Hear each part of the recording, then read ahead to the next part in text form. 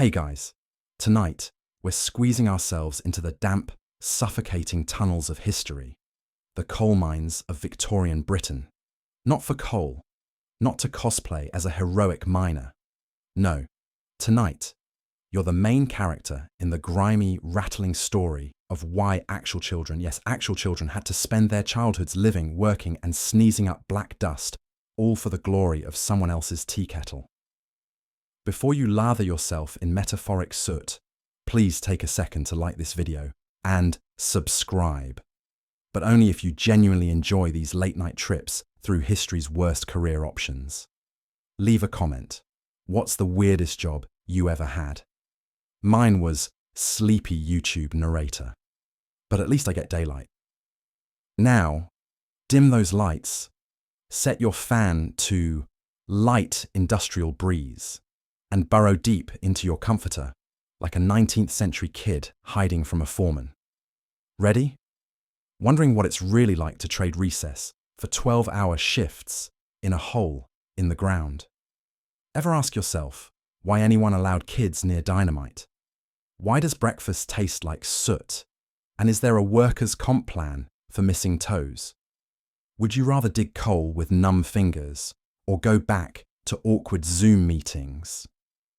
Is it possible to get homesick for bedbugs? Are you quietly grateful for child labour laws right now? Or is your inner child screaming in solidarity? Brace yourself because, good news, you've just woken up in 1842, somewhere between too young for coffee and too old to have lungs. Good luck. Picture this. You wake up not to an alarm clock, but to the sound of your mum yelling that it's time for work. At 6 in the morning. Your bed is a lumpy sack in a one-room cottage designed exclusively for the family of 12 plus the occasional rat. There's no such thing as privacy unless you count the thin illusion provided by smog. To call it chaos would be an understatement. The cottage is less a home and more a stage for daily survival. Every inch is spoken for, if not by bodies, then by buckets, battered tin plates, or the ever-present loom in the corner that doubles as your dad's pride and your mum's curse. You scramble for a bit of water to splash your face, hoping it doesn't taste too much of yesterday's cabbage, then fight your siblings for the dry corner of a communal rag that passes for a towel.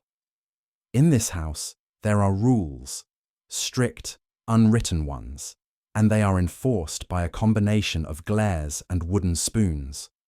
First rule, you eat what's given when it's given. If your portion looks smaller today, you keep quiet. That's just luck of the draw, or someone else grabbed faster. Second rule, chores are not negotiable. Laundry isn't just a task, it's an ordeal involving heavy pots, cold water, and knuckles rubbed raw on the washboard. There is no, I did it yesterday. There's only, why aren't you doing it now?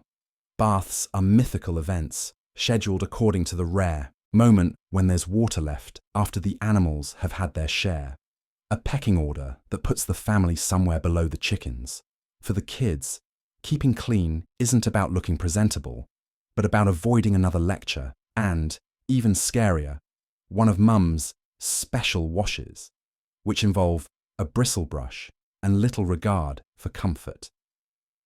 There's a constant background hum to life in the cottage, the kettle singing over the fire, mum's occasional sighs as she counts potatoes, little siblings squabbling in the corner, dad's mutters about the cost of candles. With so many bodies crammed together, secrets are impossible, and every emotion, anger, joy, fatigue, is shared, aired, and recycled like yesterday's porridge. As for downtime, forget about it. The closest you get is a lull after dinner, when the youngest are finally quiet and someone starts telling a story or humming a song so old, nobody remembers the second verse. By the time your eyelids droop, you're already bracing for another round, another dawn, another scramble for clothes warm enough and whole enough for another day. School, if you're lucky enough to go, is less about learning and more about brief escape. But the rules follow you even there. Be grateful. Don't answer back. And always, always remember, you're representing the family. Heaven help the one who comes home with muddy knees, or worse, a bad report. Looking back, the hardest rule was the one never spoken aloud. Don't dream too big. Ambition is dangerous, frivolous even. The business of living is to get by, to work, to keep the roof over 12 heads, even if the roof leaks and the wind whistles right through. The horizon stops at the edge of the fields. You might catch yourself, just once in a while, watching the men trek off to the city, wondering what's out there. But that's dangerous thinking. Best to keep your head down, do your part, and hope for a quiet night. That was home life before the shift. The constant grind, the ironclad rules, the endless repetition of days shaped by necessity and routine.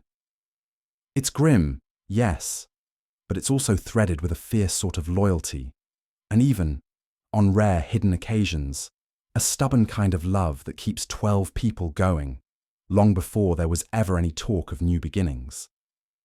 Let me know if you want any adjustments or a stronger emphasis on a particular mood or detail. Forget avocado toast. Your breakfast is last night's porridge, lightly seasoned with atmospheric soot. The air tastes like the inside of a chimney. And your morning stretch is just you trying to shake a mouse out of your pant leg before getting dressed. You wake not to an alarm clock, but to the raucous clatter of boots on creaking boards above your head, and the distant, bone-rattling bell that signals every miner in the street to rise. There's no snooze button, just the relentless summons of routine, echoing through thin walls and shared dreams. Your bed, if you can call it that, is a mattress stuffed with straw so ancient that each turn raises a puff of dust, and bedding so threadbare the wind could practically whistle through. Around you, the house is already in motion. You hear coughing, deep, gravelly coughs from your father and your older brothers. Their lungs are coated with the residue of yesterday's labour, each breath a contest with the coal dust that never really leaves. Someone pours a splash of water from a battered pitcher. It's cold, always cold, and it stings to splash it on your face. But there's no use complaining. Complaining out loud is for people with choices. You have none. Only chores. Downstairs, the kitchen is barely warmer than your bedroom. The fire in the grate has burned low overnight, leaving only a few stubborn embers. Your mother shuffles to it, poking and coaxing it back to life with hands raw from scrubbing floors and wringing laundry. She throws in a lump of coal, precious as any jewel, and blue smoke threads out of the stove. The scent lingers everywhere, gritty, metallic, comforting in its own bleak way, because it means one thing: warmth, and maybe a cup of tea. On the scrubbed wooden table sits the pot of porridge. It's grey, like the sky outside, and just as inviting. Someone ladled it into bowls after supper last night, and now a thin skin has formed on top. The bowl you grab is still sticky at the rim. You scrape it clean with a finger before tucking in. Each bite is thick, unyielding, spiced with yesterday's ashes and today's anticipation. You wash it down with a cup of weak tea, the colour of tarnished brass, and about as flavourful. Conversation, if it happens, is muffled, grumbled pleasantries, the clink of spoons, instructions barked out half awake. There's little time for chatter. Boots need pulling on. Heavy, steel, capped, caked with old mud. Shirts, patched and mended dozens of times, are yanked over heads. Scarves are knotted around necks, hats rammed down tight as though you can armour yourself against what's coming. Outside the door, morning has not arrived in any meaningful way.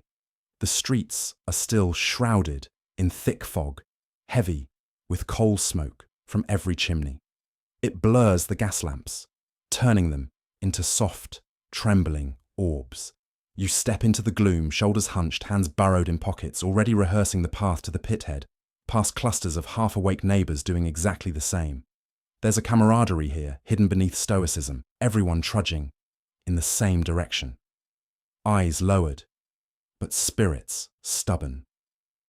You slip past the open door of the neighbour's house, catching a glimpse of the same ritual. A cluster of kids, a mother doling out porridge, the father shrugging into his coat. It's a portrait repeated in every doorway.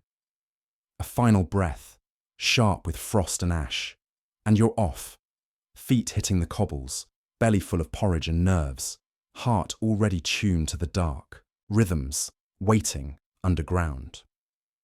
Morning has come, hard-edged and unsentimental. The town pulses with it. A place where everyone knows that breakfast is never about flavour, but fortitude. It's a postcard-perfect foggy morning if your idea of perfect is zero visibility and boots filling with watery mud. You and your siblings skulk along the road, dodging half-asleep horses and the ghostly wagons that rattle by far too close for comfort. The world feels muffled, softer somehow, as the thick morning mist eats sound and blurs vision. All that's really clear are the squelching sounds of 6 muddy boots and the slow, complaining sigh of your kid's sister lagging 10 paces behind. She's barely awake, her hair already tangled from the damp, and she's muttering the sort of curses you definitely didn't pick up from church.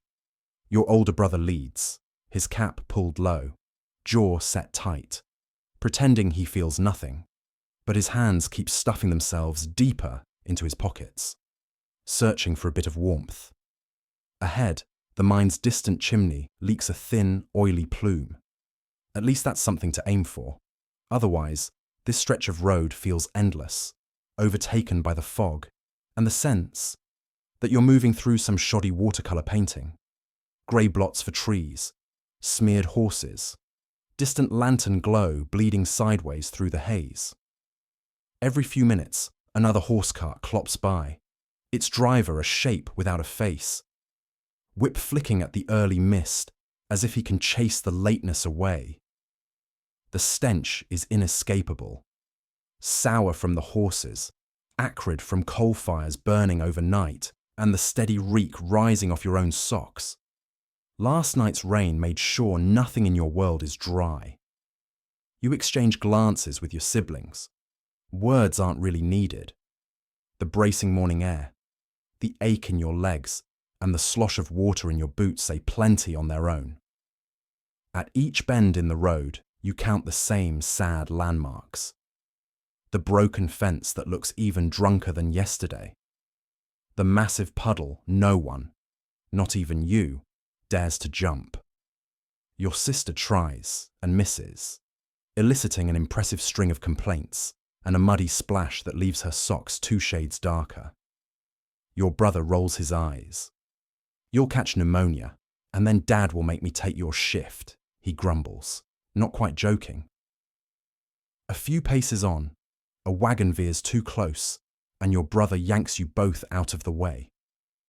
The driver doesn't even look back, disappearing into mist as quickly as he arrived. Probably can't see a thing either, you mutter, rubbing your shoulder where the rough wheel spray has struck. Above you, crows heckle from the power lines, as if to say, "Good luck, miners, you'll need it." The air sharpens as you draw nearer to the mine. The silhouettes of other kids, hunched and stumbling just like you, begin to appear in the swirling grey. Some walk in pairs, arms linked for warmth or because it's too early to stand alone. Others, older, already stooped by work, march faster, heads down, resigned. Your own group slows, dread settling in as familiar gates approach. Someone starts a low whistle, a wobbly, tuneless sound, more about nerve than music. You join in, embarrassed at first, but something about the ritual feels stabilizing. You see it. the mine gates stenciled in black against the milky grey. A watchman, blurred and impassive, waits at the entrance, holding his lantern aloft. The glow doesn't reach far, but it pools just enough light to make your breath ghost out in front of you as you wait in line. The last steps are always the worst. This final shuffle toward the entrance is half hope, half hopelessness. Your brain scrambling for an excuse to turn back, your legs moving anyway, and somewhere, deep in that fog, is the voice of conscience, your mother's warnings, your father's gruff encouragement, chasing your thoughts as you take a breath and disappear into the mouth of the mine, boots heavy, shoulders squared against another day.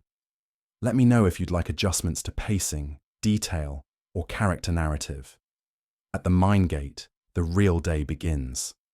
The mine opens its maw, and you march in, trading whatever daylight you had for a darkness thick enough to chew. You knew claustrophobia was a thing, but you didn't want to meet it before third grade.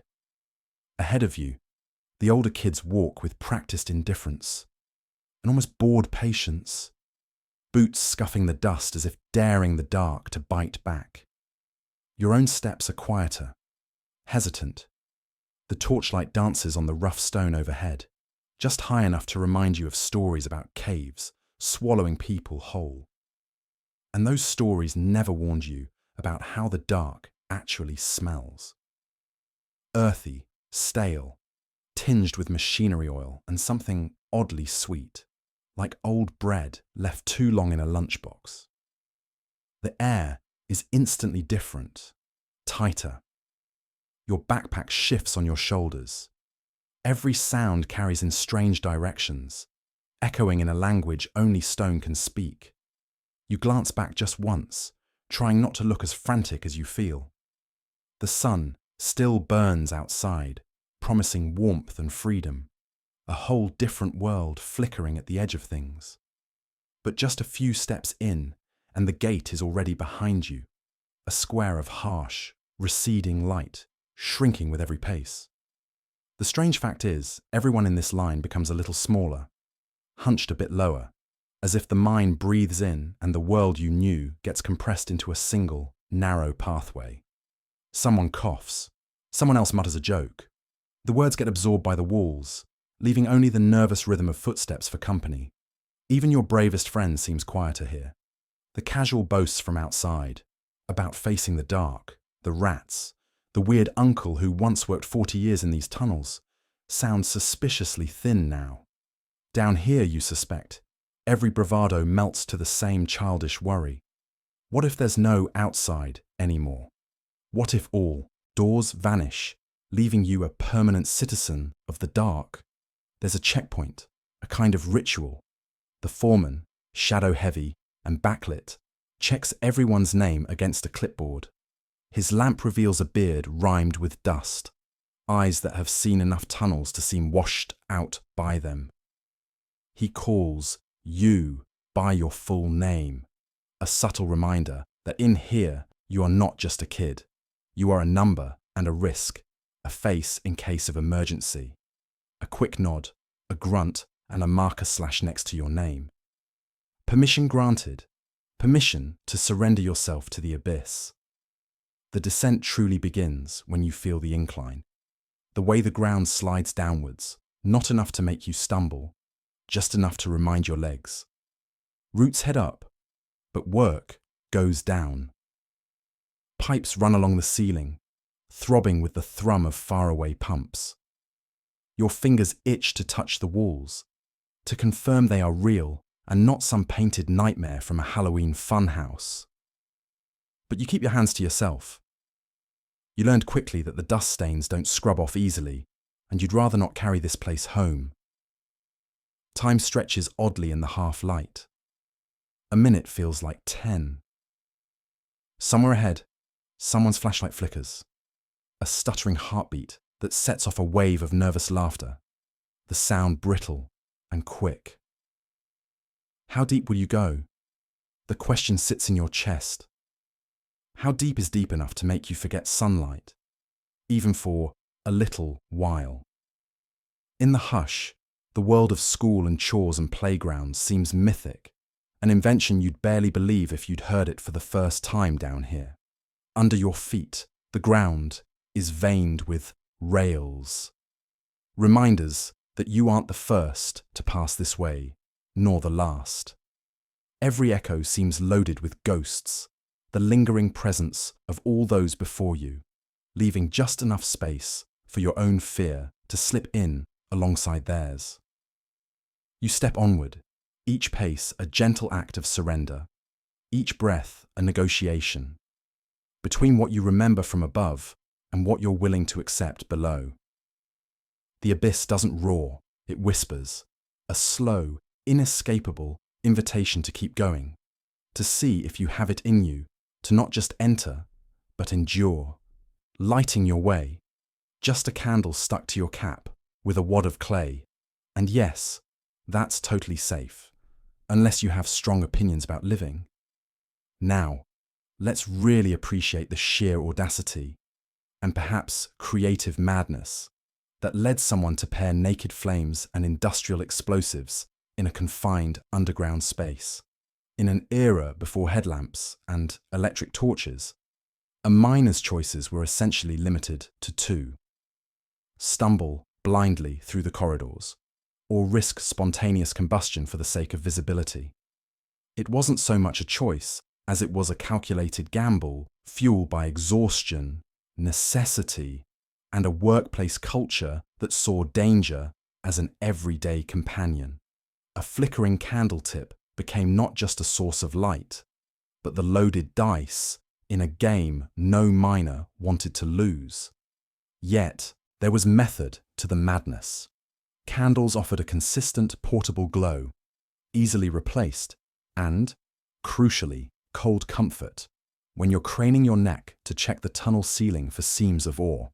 If you needed both hands to swing a pick or shovel rubble, that candle-on-cap contraption was pretty much the only game in town. Lamps, when available, offered minor improvements. Some burned whale oil or lard, giving off a steadier flame and marginally less soot. But make no mistake, these were open flames as well, just with better branding and a tighter glass enclosure. If you were lucky. The light was precious, but the real commodity was the fleeting sense of control over an environment that could erupt, literally, at any moment. Enter the villain of the piece, dynamite, or more accurately, black powder, dynamite, and, just to be thorough, the fine, volatile coal dust often coating every horizontal surface. A dropped candle didn't just mean a dark tunnel, it meant the hair trigger potential for a mine-wide fireball. Even a moment's lapse, a careless stumble, a shift in the air, could send a tiny flame skittering into a forgotten pile of blasting powder. It's the kind of workplace hazard modern risk assessments would label catastrophic, frequent, and really, really obvious. Yet for decades, the sight of candles burning among crates of explosives was so common as to be unremarkable. Stories circulate of miners waking up groggy from their lunch breaks, lighting their lamps as they yawned beside stacked powder kegs. Maybe you hear that and think of sheer stupidity. They would say it was just the job. Regulation, where it existed, was often more wishful thinking than enforced policy. Inspectors came and went, clipboards in hand and averted eyes, sometimes leaving behind a single sheet of safety recommendations. Rarely followed, often ridiculed, and almost always outpaced by the daily grind. And yet, miners became masters of improvisation. Veteran workers learned just how much pressure the clay on their cap could take before the candle toppled. Superstitions evolved. Never light a new candle near a fresh powder charge. Always tip the lamp glass away from the blasting powder. The fragile balance between light and fatal explosion became as familiar as the taste of dust in their mouths. It is tempting, from the comfort of electric bulbs and safety codes, to shake our heads. But look deeper and you'll see ingenuity born of necessity, and an entire chapter of workplace history that managed, for astonishing stretches, not to blow itself sky high at every shift change. As better technology crept into mines, battery lamps, safety lanterns with guarded flames, the risk receded, if never entirely disappearing. For many, though, the image lingers, a miner, cap askew, a guttering candle flame showing the way. It's a symbol both of reckless bravery and the dangerous genius of people determined to push back the darkness, even if it meant keeping one hand always ready to douse the light before it doused them. Let me know if you'd like further revision or a specific focus within this section. Your day's team is mostly shorter than your lunchbox and just as breakable. The adults? Think of them as very experienced children, just with deeper coughs and more creative swearing. Meet the under 5 foot club, the child labour that powers this empire of packaging and inventory. They whiz past you in pairs, shoelaces trailing, arms locked, faces defiant as they transport boxes twice their size. You want to help, but you quickly realise that offering assistance robs them of the only bargaining chip they have, being seen as old enough to handle it. It's a pride thing. Some of them have tape guns and wield them like swords, giving their friends makeshift armour out of bubble wrap. "Battle ready," yells a 7-year-old who, you suspect, might actually be running this place from the supply closet. They operate on a currency of stickers and whatever's at the bottom of the candy jar. Somewhere near the conveyor belt, a group of pre-teens cluster together, quietly negotiating the distribution of Nutrigrain bars. They have mastered the art of hiding snacks in places OSHA would not endorse. Watch your seat when you stand up. There's a good chance it's become an impromptu granola cache. Then there's the middle tier, the teens and the newly minted adults. These are the seasoned veterans, jaded by 5 Christmas seasons, emboldened by minimum wage increases, skilled in the arts of label straightening and whispering complaints. They're always on their phones, but their thumbs move at light speed, texting, stickering, and Instagramming the world's ugliest lunch at the same time. Ask one for help, and they'll sigh dramatically, but they'll know the SKU number you forgot and how to fix the label printer when it inevitably jams. Let's not forget the grown-ups. You'll recognize them by the weary smiles, the caffeine dependency, sometimes disguised as sippy cups of juice, and the suspiciously flexible knees. If they're not someone's parent, they're probably someone's weird aunt or uncle, here for the stories and because the pension didn't quite stretch far enough. They're quick to offer wisdom, but the advice often comes wrapped in barely decipherable sarcasm. Just remember, kid, if the packing tape sticks to your soul, it's time for a lunch break. Some of them claim allegiance to ancient protocols, how things were done before the last big reorganization, which, whenever mentioned, makes everyone look silently at the ceiling. The supervisor. Picture someone who could give motivational speeches to rutabagas, wrangle a dozen panicking toddlers, and simultaneously complete an Excel spreadsheet with one eye closed. Their walkie-talkie is a lifeline, their clipboard an ancient tablet, recording every infraction and late bathroom break with glee. As you settle into your new role, you'll discover job titles are fluid. Someone who spent the morning as quality control might be packing tape czar by noon, an inventory ferret by close. The chaos breeds a camaraderie you won't find anywhere else. Grown adults, 5 toddlers, with hands sticky from donuts. Teen supervisors get fashion tips from retirees who wore polyester before it was cool. Everybody laughs, mostly at the absurdity of their predicament. But those last glue together a kind of team spirit that no amount of management training can manufacture. By lunch, you'll know who to ask for extra pens. Samantha, age 9, left pocket, who can sneak you a snack. Bridget, 18, always has cheese. and who to avoid making eye contact with when things go wrong. Tom, 47, beard, smells faintly of despair and instant coffee. You are one of them now, a fragile, hungry, caffeine-fueled link in a very bizarre human chain. Just remember, in this workforce, experience is measured less by how many years you've logged, and more by your tolerance for glitter, your improvisational Tetris skills with boxes, and your ability to get out of the way when the candy jar is refilled. Your official title, trapper, or maybe hurrier, or even drawer. Job description, suffer generically in 12-hour shifts. Mostly it means opening doors or carting coal, or just sitting in total darkness, thinking about how you never wanted a gym membership anyway. Let's break that down. If you're a trapper, your entire world is a latch and a hinge. You squat in a little stone alcove, waiting for an invisible draft. The door must open, never too soon, never too late. If you forget, the airflow goes wrong, coal dust builds, and the whole mine is suddenly one spark away from disaster. You hear murmurs in the dark, boots scuffing against the timbers, and you're ready. Hand poised. Sometimes hours crawl by. Nobody comes. You invent games with the outlines of your fingers in the glow of your lamp, or count the heartbeats in your chest, just to stay awake.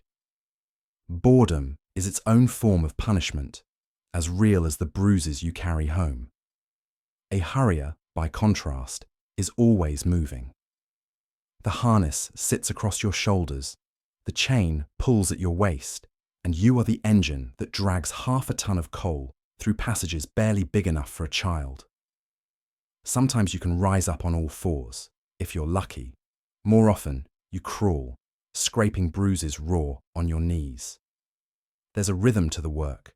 Heave, gasp, heave, rest. There isn't room to stand, so there's only forward and back, like the tide that never returns. The candles sputter. The smell of wet stone, sweat, and coal is always with you. If you work fast, you might get a few precious minutes away from the cart to breathe and stretch. If you're slow, you simply don't stop. Drawers are older, usually boys on the cusp of something harder. Your job is to get the coal from point A to B, efficiently, but invisibly. It's a liminal post. You're not quite strong enough for the grown men's roles, but not as small as the children sent deepest into the tunnels. You become good with knots, with levers, with tools that splinter in your hands. There are moments when the lamp flame flickers, or when a rock shifts and the shaft groans, where you remember the world above. The surface is just a rumour down here, a memory stamped out by routine. In between these tasks is time, long horizons of monotony, punctuated by flashes of panic. Maybe someone yells, maybe a shaft floods, or a lantern drops and shatters, and suddenly there's no light. It's not all catastrophe though, or even gloom. Sometimes someone sings, soft at first, then louder, a game for the echoes. Someone cracks a joke about the foreman's nose or the squeak of the rats, and for a heartbeat, the job feels lighter. But make no mistake, what you're doing here is the very definition of work. Repetitive, relentless, necessary. You show up before sunrise, descend into the cold mouth of the earth, and leave long after your skin has taken the shape of the tunnel. By the end of your shift, your muscles are jelly and your clothes black with soot, but the job's not over. Sometimes you're called back for double shifts. Sometimes you never see the sun at all, only the memory of it in the crook of your arm, where the lamp's dim fire burned for a while. What you're actually doing here is surviving and making sure others can too. Whether you're holding a door for the wind, hauling a cart for the fire, or just keeping count in the dark, you're part of a machine. Not a glamorous one maybe, but a necessary cog in the endless grind of the mine. And at the end of the day, when you wipe the soot from your face, you know you did something real. Not easy or pretty, but honest, written deep in muscle and bone, and carried home on tired feet. Remember wishing your workday would go faster. Not here. Here, time obeys only geological processes. Lunch break is whenever you can't remember what the sun looks like. 12 hours. That's the official shift. 12 hours of ceaseless activity, stacked one on top of another like pancakes made of asphalt.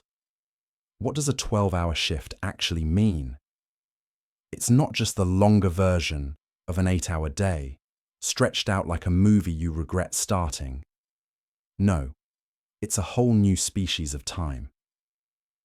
In the 12-hour shift, your internal clock's only function is to occasionally remind you that yes, you're still, unfortunately, awake. Hour 1 is easy. You're fueled by ambition, caffeine, and a vague memory of what enthusiasm feels like. Blink, and it's hour 2. Still fine. This is doable. 4 hours in, you're contemplating whether coffee is a suitable substitute for water, and if ergonomic chairs are just an expensive myth. By the halfway mark, time itself seems to slow down. Every email notification is a mountain to be climbed. Every repetitive task becomes a philosophical challenge. What is productivity? And have I ever truly achieved it? By hour 7, reality starts to blur around the edges. You recall legends passed down by senior staff, stories of the mythical lunch break, of someone once finishing all their scheduled tasks ahead of time. These tales provide warmth in the cold, fluorescent-lit expanse of hour 8. There's an unspoken camaraderie that develops in the latter half of a 12-hour shift. You and your co-workers share glances that say, "We are survivors." Bonded not through shared interests, but by sheer endurance. You communicate in shorthand, the universally understood eye roll when the boss drops a new assignment at hour 10, the brief bursts of laughter at jokes that wouldn't survive daylight. Humor is a survival tool, used sparingly like rationed water. If you try to leave your desk, even for a moment, the universe notices. That's when an urgent call comes in, or a minor crisis reaches critical mass. Your escape attempts are thwarted by a law of nature unique to marathon shifts. Absence triggers chaos. The perfect system for ensuring every minute is accounted for. Need to use the bathroom? Better make it quick. You're not starring in some glamorous movie scene. You're in the middle of an epic saga where the only special effect is a slowly diminishing sense of reality. Did I mention breaks? They are aspirational, not guaranteed. Officially, you're allotted a real lunch. Unofficially, eating becomes something you do standing up, juggling a sandwich in one hand while typing with the other. The rare sight of someone peacefully eating a meal is regarded with awe and maybe a little suspicion. Do they know something you don't? Is there a secret portal to a world where break rooms exist and clocks move forward? At some point, all sense of time completely evaporates. 10 hours in, you become convinced that you've always been here, that you always will be. You develop a grudging respect for the continuity of your existence. I am, therefore I attend meetings. Then just when you've accepted your fate and started naming the coffee stains on your paperwork, the end approaches. The long crawl through 12 hours is over. There is no triumph, just the quiet joy of standing up, stretching a body that has fused into the shape of your chair, and preparing to do it all again tomorrow.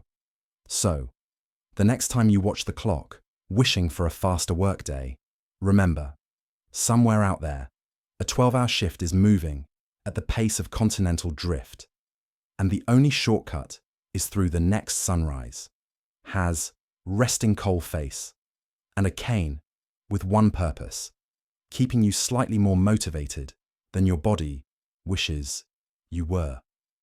Think of a boss who's never heard of HR. You know the type. There's an almost ceremonial air as he patrols the factory floor, Kane tapping in a rhythm that perfectly matches your growing sense of inertia. You'd swear that Kane has a sixth sense for slouched shoulders and minor breaches of posture. He's not quite old enough to be called Sir in the reverent way, but not quite young enough to move at anything besides a slow, measured stomp. The facial expression? Somewhere between "you've disappointed me" and "I've just eaten a turnip."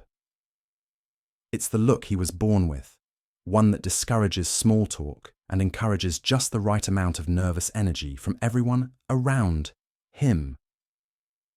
His motivational technique is a fascinating cross between silent intimidation and the world's shortest pep talk. A single raised eyebrow, a nod at the clock, or, if you're especially lucky, a comment about not getting paid to watch the coal settle. The point lands without a word. Don't mistake his economy of speech for apathy. He has catalogued every moment you've been off task, and he's saving up those mental notes like a squirrel with acorns.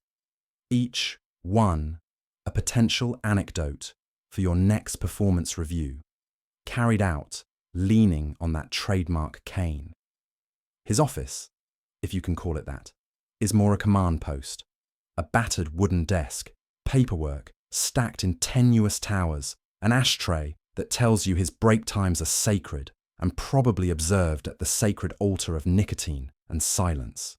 If you're summoned there, it means either you're in trouble or someone else is, and he needs a witness. Either way, you'll walk out with a renewed sense of purpose and a low-level fight or flight response, only one of which proves useful on the shop floor. To the uninitiated, he appears humorless, even dour. But every so often there's a glimmer, a cutting remark that lands just shy of being too sharp, a ghost of a smile in the corner of his mouth when somebody trips on a shovel or mistakes grease for coffee. It's a reminder that under the crust of routine, supervision lies something resembling mischief, though it will always be carefully rationed, lest the troops get ideas. There's an art to his oversight. Too much presence and morale wilts, too little, and the natural chaos of manual labour reigns. So, he strikes the balance, lingering just long enough by the clock-in station to remind latecomers that time is money, and money, in this place, trickles downward very slowly.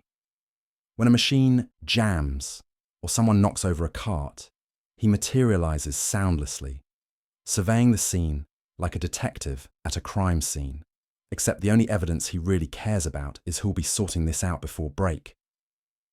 You might overhear the veterans on the floor swapping boss stories, the time he allegedly tamed a runaway wheelbarrow with his bare hands, or the day he caught 3 men hiding behind a stack of crates and conscripted them into mopping the canteen for a week.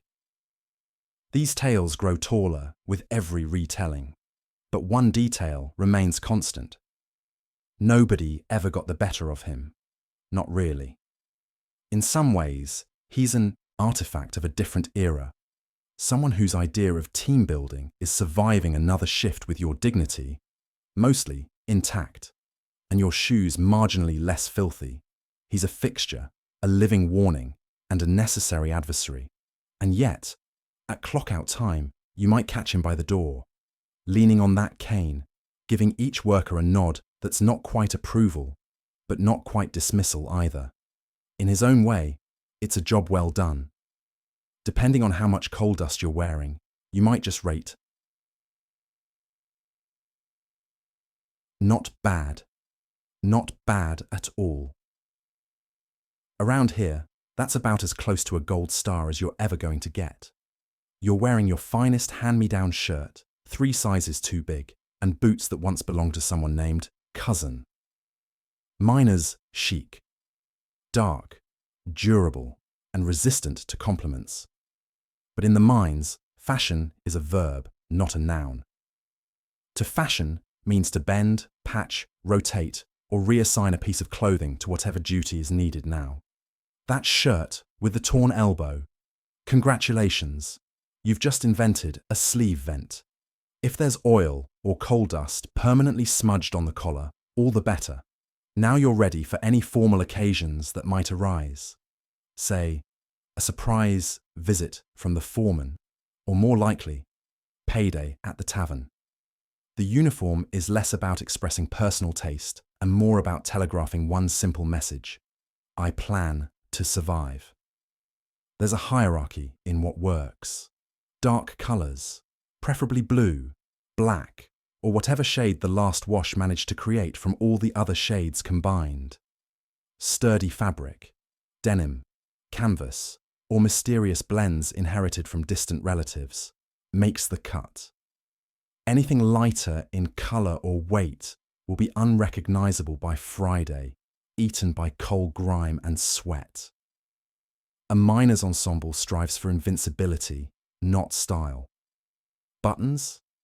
As long as there's at least one holding everything together at the most strategic location, the rest are considered optional. If your shirt has its original cuffs, you're either a newcomer or a wizard. The belt is not an accessory, but a lifeline, sometimes literally, when it doubles as a tool holster, a tourniquet, or a makeshift lunch carrier.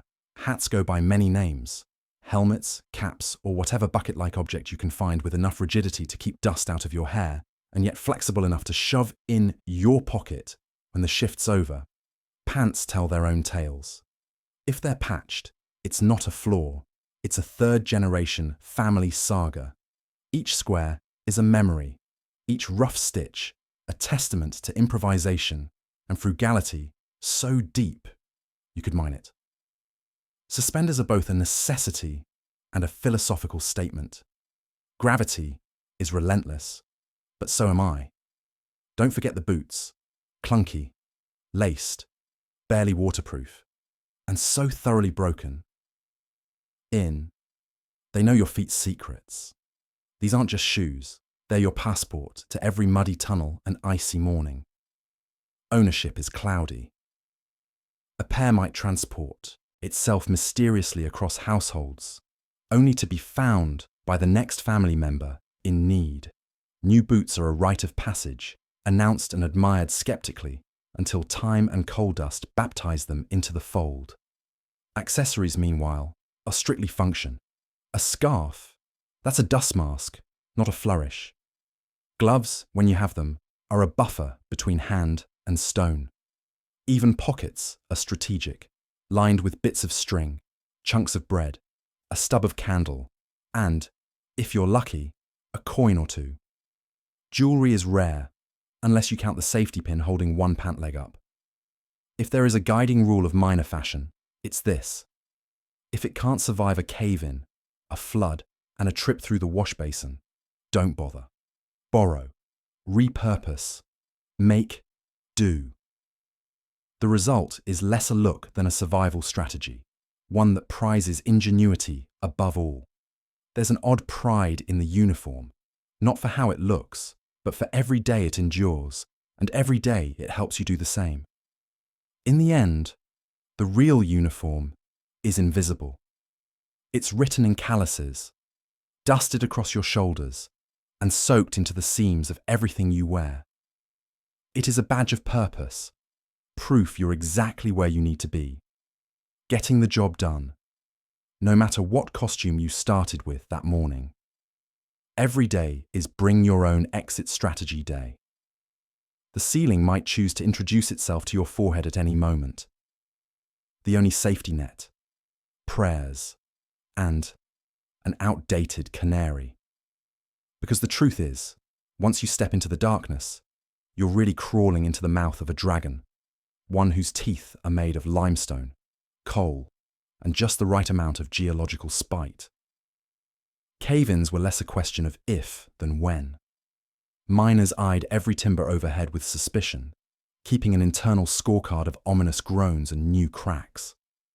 Sometimes, a pebble would bounce down, tap someone's shoulder, and there'd be this pregnant pause, a half-second's panic as everyone wondered, is this just gravity, or is this the prologue to disaster? It didn't help that technology's solutions to these perils were often as outdated as the mining laws themselves. The canary, as noble as it was yellow, might puff out its chest and chirp a bit, until suddenly it wasn't. When the bird went silent, you got loud, screaming, scrambling, and making your best impression of a startled mole. Safety drills. Sure, if you count run and hope for the best as a drill. Then there was fire. Fire underground is its own special breed of nightmare. Up on the surface, a fire gives you at least some sense of direction, heat and flames, and, if you're lucky, the open air not far away. Underground, flames mean toxic gas and consuming blackness. Sometimes, it started with just an innocent little spark, a rogue lamp, a dropped tool striking a hard stone. But in the labyrinth of tunnels threaded with coal dust, that spark could explain the term inferno to you in ways that would keep you up, nights. There was no fresh air to run to, just miles of corridors turning into a single, suffocating chimney. Explosions deserved their own chapter. As if gravity coming for your skull and fire chasing your heels weren't enough, the air itself could turn against you. Methane gas and coal dust, the world's most volatile cocktail. Miners developed a sixth sense for the mood of the mine, whether it smelled wrong or felt somehow twitchy. A poorly aimed pickaxe or a spark from machinery might set off a blast that travelled down the tunnel faster than a shouted warning. After a big blast, the silence that followed would stick in the lungs, thick as coal smoke. And yet, towns were built on top of these dangers. Life went on above the mines. Kids playing, markets bustling, the whole time blissfully unaware that just below their feet, men gambled with collapse, fire, and invisible death every shift. Walk down the street in a mining town, and you'd pass houses filled with families who all prayed to different gods about the same thing. Please let him come home tonight. It wasn't all doom and gloom, at least not on the surface. Miners had gallows humour sharper than their pickaxes. If the mice are still running, they'd say, so am I. They'd swap stories of near misses, legendary escapes, or the one old-timer who could sniff out a fire 2 corridors away. He always smelled faintly of onions and panic. This humour wasn't just for laughs. It was armour against a working world where certainty never existed. So, every shift, they walked the line between bravery and denial, singing their lungs clear of coal dust, daring the mine to do its worst. Maybe that's why legends grew around these places. Stories not just of tragedy, but of grit, wits, and community that thrived on defiance as much as coal. If you ever wonder what real danger looks like, remember, deep below, it's not just dark, it's alive. And you'd better have more than just one exit strategy. You work with your siblings, your uncles, occasionally even your own mother. Family bonding is less game night, more everyone developing black lung together. But don't picture the cozy American sitcom kitchen, where everyone gathers over orange juice and a quick round of witty banter before heading off to their separate jobs and neatly compartmentalized lives. Here, your lives run on the same track. The sound of the alarm clock in the next room means your day is starting soon, too.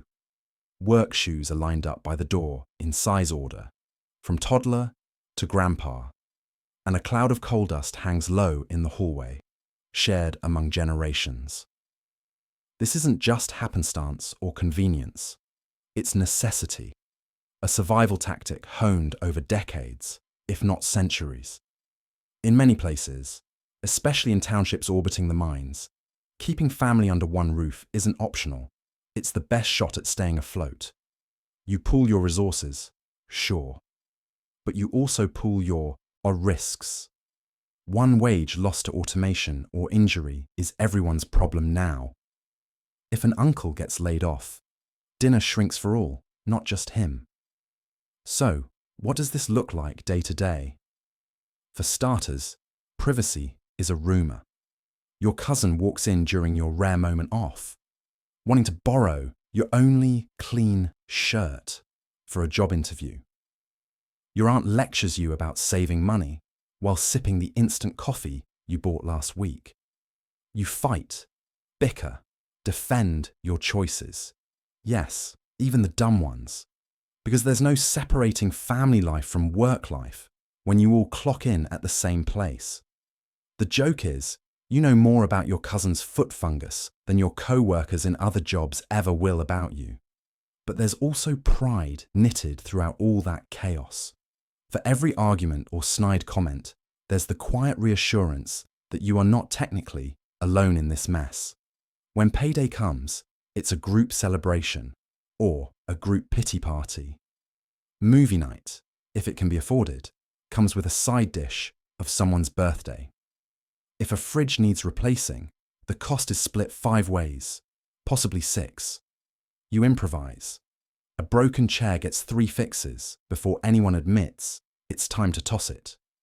Contrast this with the every man for himself mythos that often dominates American stories. In some corners of the US, adulthood is an exit strategy. You turn 18, head for the door, and never look back. But in the whole house world, adulthood is a group project, and independence is more of an aspiration than a destination. Living at home into your 30s isn't a marker of failure, it's just the math that works.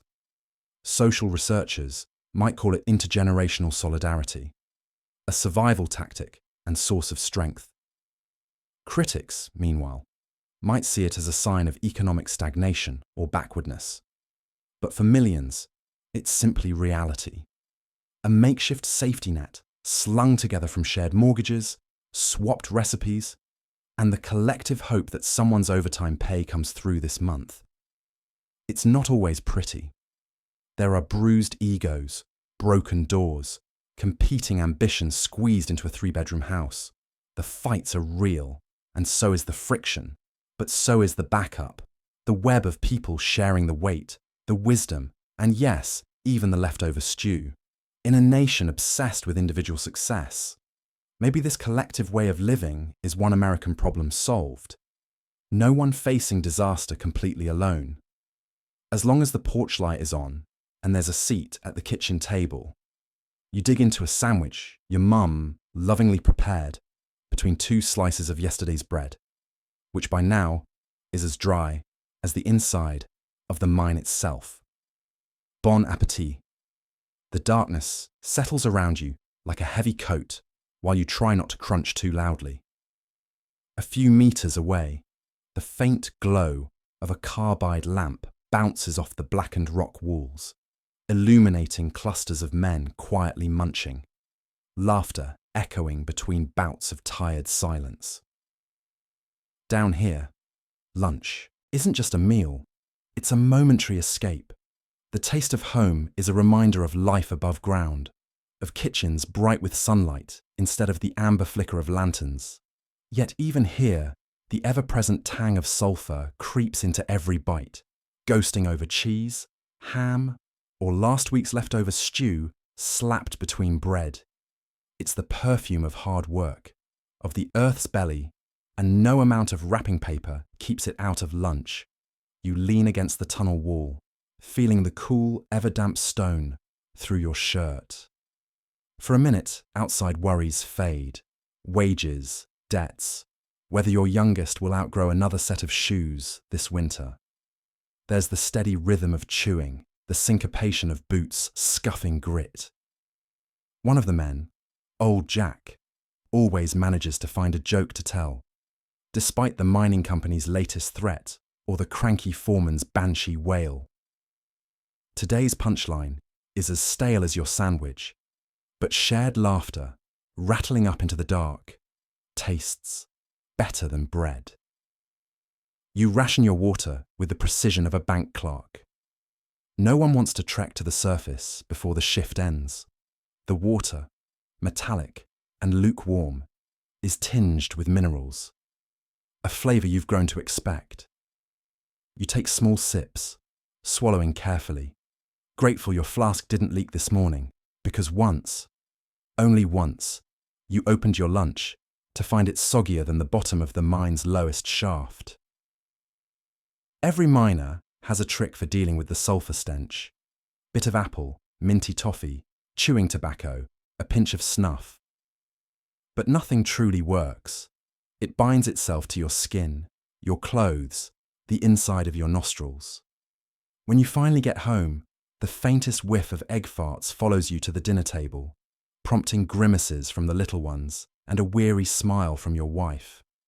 It's the badge of the trade, tougher to wash off than coal dust. Lunchtime conversations flicker between the everyday and the profound. The price of bread, who's courting whom in the village, memories of accidents that still shadow the tunnels. Sometimes a silence falls, filled with the creaks and groans of shifting rock. You're reminded, as always, of the invisible, ever-present danger. The sandwich in your hand suddenly weighs more, like a small anchor keeping you present, grateful even for dry bread crusts, and the company of men who understand.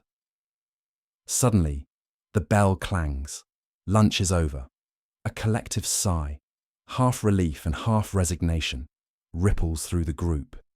You push crumbs from your lap, toss the oily paper into your tin, and return it to your satchel. The short respite ends, and once again boots move into formation, tools shouldered, voices swallowed by the tunnel as you blend once more with the darkness and dust. Shaking off crumbs and worries, you take one last breath of air, tinged with sulphur and hope, just for a moment, that tomorrow's sandwich might be fresher. But even if it isn't, at least it's a taste of home, a fragile comfort against the roaring silence of the deep. Cleanliness is aspirational. You bathe when it rains, which is never underground, and nobody knows what soap is supposed to smell like anyway. Mostly, you just wipe your face and hope for the best. After a few weeks below the surface, you learn to recalibrate your idea of clean. In the old days, you might have grumbled about scuffed shirts or muddy shoes, but here, the standard is far simpler.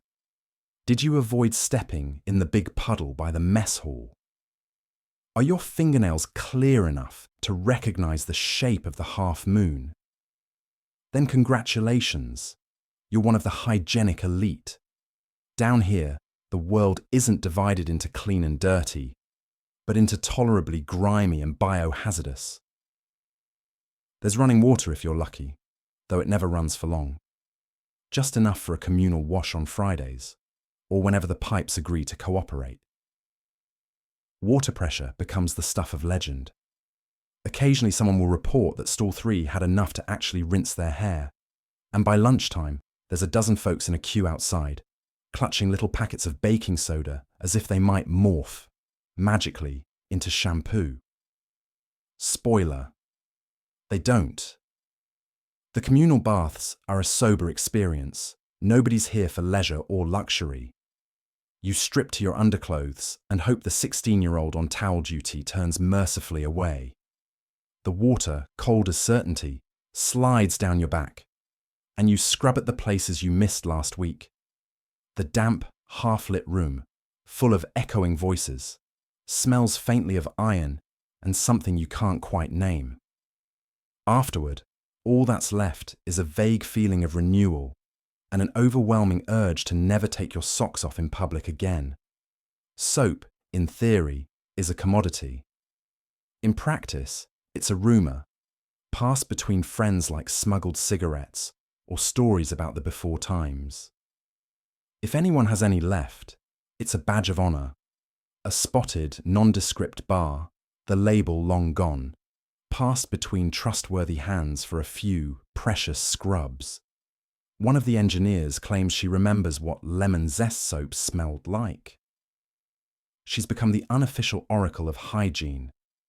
Her cabin a mecca for anyone desperate enough to trade a meal for a fragment of the mythic citrus block. Smell, though, is a problem you learn to make peace with.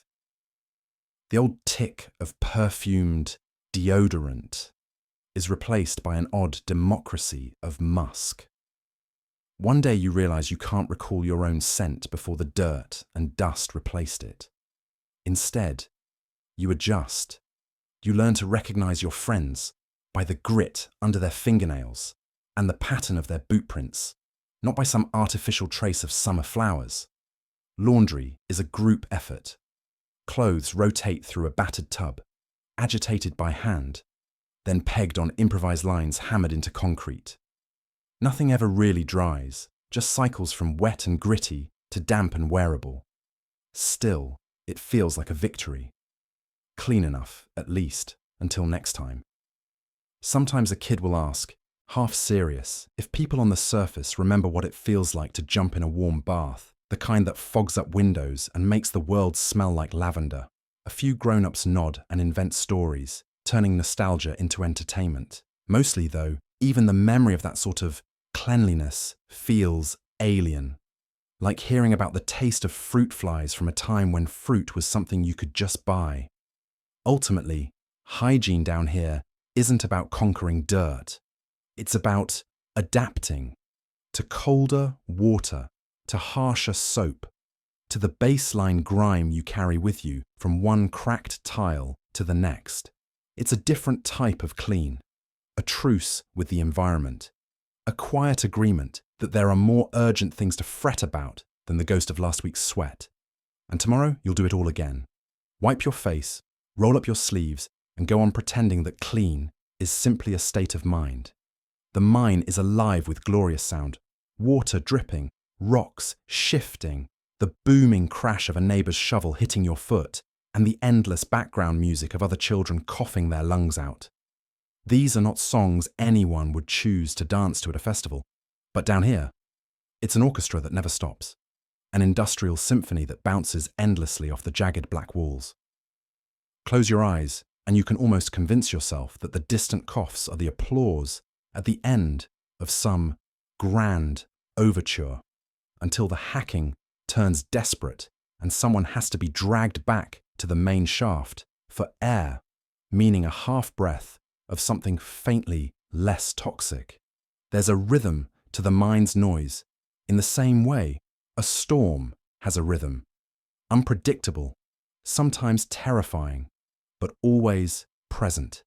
Each shift begins to blur together, punctuated by the recurring chorus of tools scraping against rocks, children shouting warnings to each other about loose stone, a foreman's barked threats, the high-pitched whine of a wheelbarrow's axle in desperate need of grease, and beneath it all, the constant, unavoidable coughs. Dry, raspy, wet, racking. The kind you feel in your bones and that never seem to truly leave. In the darkest corners, sound isolates you before it finds you. You hear movement, a quick, skittering scramble, something alive, but not human. Is it a rat? Someone's half-eaten lunch making a break for freedom, or maybe, if you're unlucky, neither. You never quite know for sure, and you don't really want to. Oi, mind your foot! A voice yells out, echoing so strangely that for a second you're not sure if it's someone 2 feet away or an auditory ghost haunting a past disaster. You step aside, narrowly escaping the fate of the last kid who wore his boot clean through by week's end. Boots being the one thing management didn't see a profit in replacing. A shovel bites into the earth not 2 feet from your head. Clang. Suppose that's one more rock for the pile, someone says, forced cheer in his voice, but everyone knows the joke lands flat. Still, a snicker here and there. Laughter is a precious resource, rarer than gold, some say. It zigzags through the tunnels, bumping against the rough-hewn walls, twisting into something halfway hysterical and halfway brave. The mine, believe it or not, keeps its own time. No ticking clock is as constant as the coughs, some light, some deep, some with that sharp, metallic gasp at the end that means another lost shift for someone. When silence falls, it's not reassuring, it's terrifying. Silence means a collapse, a supervisor's shadow pausing too long, maybe an accident, or maybe just the air running out. And then, that silence is broken again by the slap of boots in mud, the dry shuffle of a pickaxe, a keening wail, sharp as flint, quickly hushed by fearful looks. Down here, nothing travels faster than a scream, except perhaps the stories that follow in its wake. Every sound tells a story. Whose back gave out today? Who managed to squirrel away a lump of coal? Who's bargaining with the latest cough? A gamble that your lungs will hold out a little longer. Every echo is somebody's secret, spilled into the air and left to drift past, mingling with the thick, acrid smell. If you listen close, you can almost hear the childhoods bleeding away between each cough and echo. The soundtrack of the mine is more than noise. It's a living, breathing entity. It marks every moment, seizes your memories, seeps into your bones. Later, years after you escape or survive, you'll sometimes wake up to the soundtrack playing in your head. A distant cough, a shovel, scraping stone, the memory of muffled screams, all looping, endless, unavoidable, an anthem of life spent underground. Your break is sitting in the dark, quietly not thinking about rats, imagining what it would be like to see anything. Toes, light, your neighbour's lunch. Your mind tries to float away, but in here, floating is tricky. It's less like drifting on a gentle stream and more like trying to paddle a canoe that's wedged in the mud. You attempt to conjure up a beach, sand, the sun, the fresh salt air, but your imagination is out of shape, sluggish, rusty from disuse. Instead, you get only granules, the vague memory of warmth, the whisper of colour behind your eyelids. Still, it's safer than letting your thoughts slip back to the reality of damp concrete and the hungry rustle in the far corner of the room. Silence has its own texture down here, heavy and sticky, stretching over the minutes and pretending to be something restful. You hold tight to this, the knowledge that you are officially on a break, as if there's a union, and the rats have agreed to some sort of truce. You breathe in, slow. You breathe out slower. 5 minutes. Just 5. You try not to measure it. You try not to listen for the soft drip near the wall or the indistinct shuffling overhead that reminds you there's a world outside, with clocks and windows and people who take breaks by checking their phones. You miss hating the buzz of notifications. In those darkest moments, your brain latches onto whatever scraps it can. The purple of grape soda. The way sunlight turned your grandma's kitchen into spun gold on Saturday mornings. The itch of grass behind your knees. Memory becomes improvisation. You invent small luxuries, spaces to roam, colours to savour. You let yourself believe, just for these 5, just during the sanctioned intermission, that the world hasn't forgotten you, that light is still out there, bright and forgiving. You begin crafting stories as a way to pass the time inside your head. You imagine a door will open and someone will call your name, and it will all have been a test or a mistake. You will stand, blinking at the sudden flood of light, face turned up like a sunflower. Laughter will follow you up the stairs, into the clean afternoon, where the air tastes of bread. It's cheap escapism, but it tickles the parts of your mind that refuse to shut down. Even a fake story, even a daydream barely fleshed out, is proof you're still here. The discipline of daydreaming becomes a ritual, a practice for retaining some sliver of hope. You remind yourself that breaks are necessary, no matter how bleak the schedule, no matter how persistent the darkness. You perform this minor rebellion against despair, and the minutes so stubborn, finally yield. You let your breathing become your metronome, an anchoring rhythm on these rare islands outside of fear and hunger.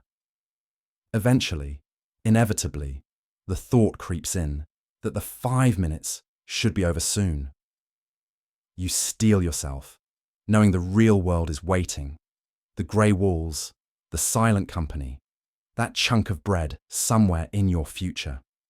For a heartbeat, you linger in your imaginary sunlight, feeling its warmth down to your bones. Then you gather yourself, such as can be gathered, and stiffly prepare to return to the murk. But for just a moment, as you let the daydream dissolve, you remember what you saw. Not the toes or the lunch, not the perfect memory or radiant colours, but possibility.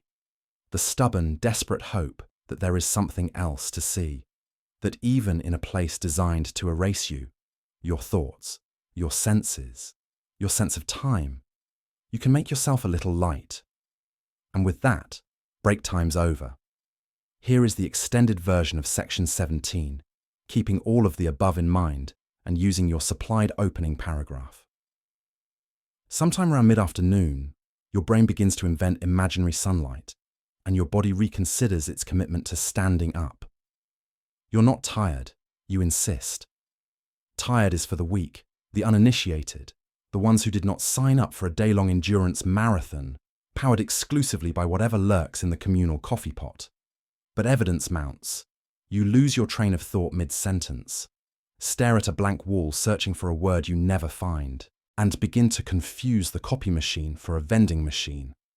Every micro-task on your desk now feels like scaling Mount Everest with a stapler and a broken sense of optimism. By now, mere caffeine isn't enough to reanimate your spirits. The first few cups gave you a jolt. The third had you sending suspiciously cheerful emails. The fifth made your fingertips tingle and your inner monologue start narrating your life in a David Attenborough voice. Behold the office worker in its natural habitat, faking productivity while its energy reserves dwindle. You glance at the time. It's not even close to quitting, and your life force, previously caffeinated, is now running on the vapor trails of what was once ambition. This is the part of the day when your bones feel hollow. Even gravity seems heavier. The fluorescent lights overhead buzz in sympathy as your eyelids threaten to slide shut. Half of your co-workers are similarly afflicted, slumped in chairs with that unmistakable 1,000-yard stare reserved for soldiers. And, evidently, anyone present at a 3 p.m. project update meeting. The collective exhaustion becomes tangible. A silent agreement that no one will accomplish a single meaningful thing before at least one more break, one more caffeine hit, or the appearance of snacks. Panic sets in, briefly. You attempt to rally. You write a to-do list with steps so simple even your depleted brain can handle it. Find pen. Write something. Remember why you wrote it. Repeat. Somewhere between find pen and repeat, you realize 20 minutes have disappeared, stolen by a momentary lapse in consciousness. Maybe you blacked out. More likely, you fell into a fugue state punctuated by swiping through memes you immediately forget. What's left at this stage is something beyond tired, a state of gentle dissociation. You float above your desk like a spectral intern, watching yourself reply to emails with the eloquence of a brick. Every blink is heavier than the last. You stifle a yawn, then another. Meetings become an avant-garde form of interpretive theatre, where everyone speaks, but no one listens, and someone's phone vibrates on the table at a frequency that triggers a primal urge to sleep forever. Yet, somehow, the world expects you to march on. Reports must be written. Questions must be answered. Your own internal monologue, now distinctly unhelpful, chants, "Fake it till you make it," with the conviction of a motivational speaker running on decaf. Briefly, you contemplate surrendering to the nap that beckons from beneath your desk, but dignity, or perhaps fear of discovery, compels you to remain upright. The final indignity. You realize this familiar crash happens every single afternoon. There's a kind of comfort in that predictability, as if the exhaustion is an old friend who visits, stays a while, and leaves you slightly dazed but uncannily resilient. And just when you think you can't go on, something miraculous occurs. A task, a laugh, a glimmer of something interesting, enough to coax your heavy bones through the last leg. Running on coal fumes, perhaps, but running nonetheless. Round-the-clock exposure to miner's cough, rickets, missing fingers, and the occasional visit from the local doctor, who is mostly there to lean thoughtfully on his cane and recommend fresh air. Of course, one cannot understate the thrill of catching a disease that's since made a glamorous exit from modern society. In the Victorian era, your immune system wasn't just a bodyguard. It was a full-time, underpaid servant doing back-to-back shifts in a haunted house. Tuberculosis? On trend. Typhoid? Practically a rite of passage. Scurvy? Only for those daring enough to forgo citrus, which, let's be honest, was most of the population. Catching something exotic wasn't just likely, it was almost fashionable. Think of it as the Victorian answer to today's boutique gym memberships. Dining every night by the flicker of your own fever dreams. You'd wake to the gentle coughing chorus of your entire family, punctuated only by Uncle Albert's legendary chain sneeze, an event known to rattle the crockery. Each symptom became a calling card. Ah, the pale cheeks and haunted eyes of a true intellectual, neighbours would say, mistaking advanced anemia for poetic enthusiasm. And if you were truly fortunate, your afflictions might even land you a spot in the Gothic literature of the era, or a mournful oil painting. The local physician, meanwhile, was less a source of medical solutions and more a dispenser of vague affirmations. His tool kit. Leeches. A suspiciously well-thumbed prescription for day at the seaside, and, for the bold, a colourful bottle of patent medicine containing everything except actual medicine. Sell a family some laudanum, send them on their way, with gentle reminders not to overexert oneself, which basically meant, don't walk too far from your sickbed. It's amazing anyone ever left the house, given all the advice to remain indoors, yet also to get out for tonic air. The precise amount of fresh air required for Victorian health remains, to this day, an unsolved mystery. And who could forget the exciting array of workplace injuries doubling as health bonuses? Your job at the match factory might earn you phossy jaw, an illuminating disorder in more ways than one. Or perhaps you fancied the wool mills, where mechanized looms could take a finger in the blink of an eye, but at least they rarely discriminated between digits. Missing a hand by 14 was less a tragedy than a sign of industrious character. Forget free yoga. Victorian work perks included lifetime discounts on bandages and ample storytelling material for your next appearance in a penny. Dreadful. For the more discerning sufferer, childhood presented its own lineup of classics: measles, mumps, whooping cough, and, if you were truly distinguished, both kinds of pox. Boasting a robust disease portfolio could set a child apart from classmates. The more convalescences you weathered, the greater your chance of growing up, if you managed it at all, with the renowned Victorian constitution, fragile but doggedly persistent. Even the home itself played a starring role in health perks. Drafty attics and damp basements were practically incubators. Black mold was an unseen companion, and clean water remained an optional upgrade for only the most innovative households. Every bath was an adventure requiring negotiation with the family tub and 3 separate species of fungus. In summary, Victorian health perks offered experiences money simply can't buy today, unless You invest in particularly questionable timeshare schemes or drink from the wrong puddle. The era was a golden age if you enjoy living history, experimental medicine, and a daily lottery of what mysterious malady you might wake up with next. Just remember to tip your doctor, a sincere thank you, and a request that he not shake your hand. Your wage for the week is mostly a rumour. By the time the company store, landlord, and random village pie tax take their cut, you're lucky if you get a single copper coin and a fresh cough. It always starts the same way. Somewhere between Monday's hoarse sunrise and the ringing of Friday's church bell, you let yourself dream. Maybe this week, you muse. There'll be enough left after deductions for something beyond brown bread. Maybe even a sliver of cheese. Real cheese, not the lumpy white curd product that old Nance tries to pawn off as dairy. You let your mind wander, twirling the possibility of silver coins between your thoughts, the way a child might play with clouds on a clear blue day. But dreaming never costs as much as living. Payment day is not so much an event as a pageant of disappointment. The foreman stands atop a sagging crate with a ledger in one hand and a grimace in the other, calling names with all the enthusiasm of a sheep auctioneer. One by one, pockets are turned out and hands are held open, hopeful at first, then resigned, as the coins dropped in clink with the sound of unmet promises. Of course, your pay never comes as a neat sum. No, it arrives fractured, a few battered pennies here, a strange pink chit, good for one loaf, stale only, and the much-dreaded note from the company store.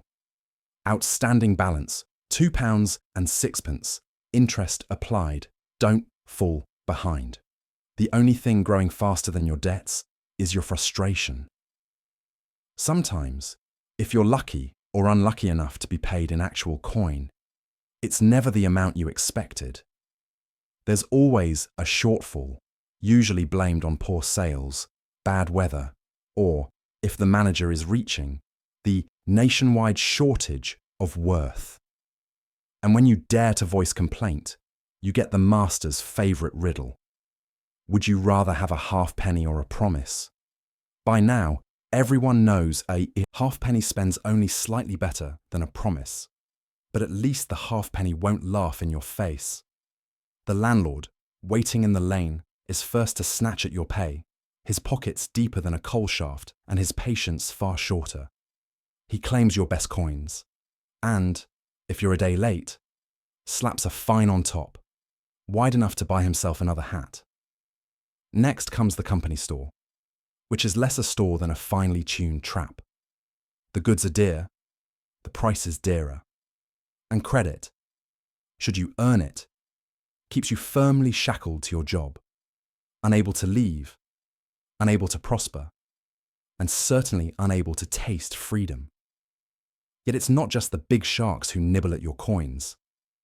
There's a village tax on pies you can't afford, a collection for the church's new weathercock, and a dozen other hands reaching in, each with a smile and some half-baked reason why your misery lines their pockets. Each week you consider, is this the week you refuse the whole charade? You imagine yourself throwing the ledger in the mud, telling the foreman where he can keep his halfpenny, striking out down the lane toward anywhere but here. But then the old fears creep in, the ones cold as the morning mist, and just as relentless. Hunger, homelessness, the sharp ache of having nothing, not even the broken promise of a wage. So, you pocket your crumb of copper, stifle a cough, and trudge back to the row of sagging cottages. Another pay week, another lesson. In this place, you don't get paid to live. You pay for the privilege of surviving. And every broken promise makes the next one easier to swallow. After 12 hours, you clamber out into what's technically twilight, but feels like a solar apocalypse. You cough up gravel, squint toward home, and begin the long, muddy shuffle back. It's a ritual, this exodus, one you share with a shuffling, silent procession of exhausted, helmet-topped shadows. The mind doesn't so much spit you out as reluctantly allow your escape. Each step feels like you're peeling yourself away from a magnet. The pull of the darkness behind you is strong as the weight in your boots. Even the air, sour with sulfur and diesel, is slow to let go. You notice, through stinging eyes, that your hands still tremble faintly. Muscle memory from hours of wielding tools and wrestling with rock. As you stagger toward the barracks or the first row of battered trucks, you catch glimpses of your crew, each one instantly older than at daybreak. There's a knowing nod here, a grunt there, but nobody says much. Words are for people who have energy to spend. The ground beneath your boots is soft, chewed up by rainfall and the relentless tramping of steel-toed workwear. Each step is squelchy, the kind of wet that finds its way through even the thickest socks, but you hardly care. There's a numbness to it, a protective, end-of-shift blankness. Occasionally, a burst of laughter crackles through the dusk, or someone groans about tomorrow's forecast. But mostly it's quiet. The kind of quiet that settles over tired bodies when there's nothing left to do but move toward rest. You glance up. The sky's an awkward colour, bruised purple, edged with orange. On the horizon, the silhouettes of excavators and tipper trucks look like something halfway between parade floats and the bones of ancient beasts. Reaching your pickup, you flop onto the seat, legs dangling for a moment out the door as you peel off your boots. Mud cakes your soles like a second, heavier skin. You yank your socks and try to ignore the ache blooming from your toes up your calves. The cab smells like cigarettes, sweat, that strange industrial sharpness that never quite leaves. You start the engine, every rattle and groan intimately familiar, and crank the heat, trying to thaw the evening from your bones. On the drive home, headlights slice the gloom. The road out from the mine is narrow and slick, hemmed in by low, weedy brush. You hit a pothole the size of a trapdoor, curse softly, and grip the wheel a little tighter. Somewhere in the distance, the radio mutters an old country song. Maybe you hum. Maybe you're too tired to do even that. Your mind drifts, lapsing in and out of memories of the day. The way light slanted through a seam of quartz, someone's half-told joke, the spill of coffee at break, the grit constantly working its way into your teeth, no matter how tightly you close your mouth. By the time you pass the lone gas station that marks the halfway point, you've come to accept you'll never quite get the dust out, not from your hair, not from your skin, and not from your tired heart. At last, you pull up outside your place, everything bathed in moonlit hush. You sit for a moment in the car's gentle rumble. You let your eyes close, just for a beat. Then you gather yourself, open the door, and step out into the cool night. Feet grateful for the firm gravel of your driveway instead of the mind's insistent hunger. Inside, lights are warm, supper is waiting, and tomorrow's chores are just distant enough to be manageable. Exhaling, you hang up your helmet, the day finally done. You made it back, muddy, battered, changed in microscopic ways that only you will feel by morning. But for now, you're home. And for a few hours, that's enough. Free time. You mean staring at the wall until your head falls into your soup. The only game is don't let the bedbugs win, and trust me, they are undefeated. Back then, play was an urban myth. Nobody handed you a shiny yo-yo and a clean sidewalk to spin it on. If you finished work before sunset, congratulations, you got to enjoy a rare, unsupervised moment. In other words, to try not to get into more trouble than you could afford. After 12 hours lugging rags or delivering newspapers, your idea of leisure wasn't hopscotch or marbles. It was finding a place to sit without something biting you. Or maybe, if luck was really on your side, you and your siblings would invent new cardio, sprinting away from the landlord who wanted last week's rent. Sometimes you'd hear grown-ups talk about things they called picnics or bath nights, as if these were universal joys instead of coded messages for, "We found one clean patch of grass," or "Someone convinced the water to run." The children would listen like anthropologists, studying the bizarre rituals of a distant tribe. Picnic just meant you took the same crust of bread outside instead of inside.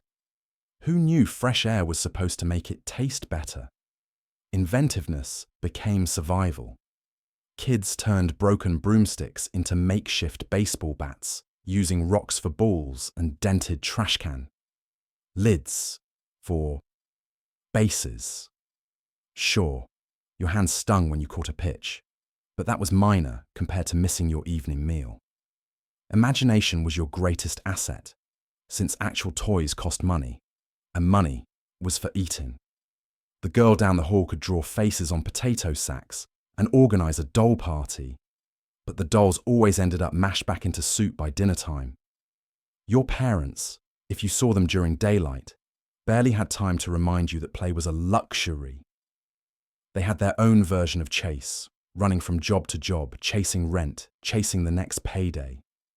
Their laughter came out in odd, brittle snatches, pinched by exhaustion and worry. To them, fun was as foreign as vacation, both words spoken with equal suspicion. Evenings were marked by the rituals of a cramped, communal existence. Light was precious and in short supply, so most games, if they could be called that, happened in the murky shadow of a single, flickering lamp. Sometimes an older sibling told a story that teetered between comedy and tragedy. Absurd only because reality was even more absurd.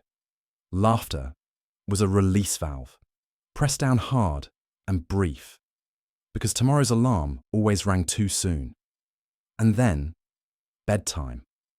Or more accurately, lie awake and listen time. That's when the bedbugs made their nightly rounds, utterly undisciplined by maternal threats or store-bought powders. It was less good-night moon and more good luck, kid. Some tried counting sheep, most just counted the bites. You learned early to sleep light so you could spring up when a rat scurried too close. Or when your little brother started wheezing from the dust. Still, children, by some stubborn logic, managed to recruit joy from the jaws of deprivation. They'd whisper riddles, sing half-remembered tunes, and sneak in moments of make-believe between chores and curfews. For a few sweet minutes, the aches and anxieties could be put on layaway too, just like every other pleasure. So yes, free time was an idea borrowed from better neighborhoods, never paid off in full. But what you did own, more precious than penny candy or playthings, was the secret knowledge that even in the hardest spaces, laughter and wonder found their cracks.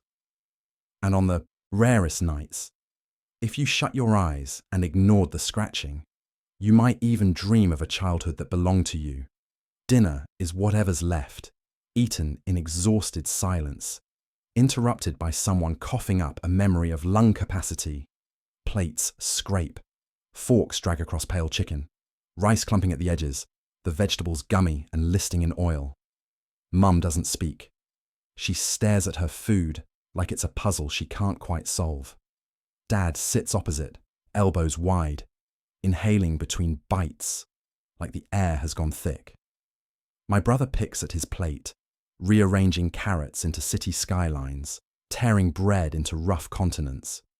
It's a kind of geography, everyone charting their islands, everyone stranded. The television in the corner hums with the news. A voice reports something catastrophic, a war, a market plummet. But no faces shift. We've all grown fluent in disaster, inside and out. The dog circles underneath, scouting for mercy in the form of a fallen green bean. The lights overhead buzz. The fan ticks out another degree of heat. It's always like this after a day that takes too much. The tightrope walk from the alarm's shriek to the last grind of daylight. Work, or school, or whatever errands fill the intervening hours with static. No one says much.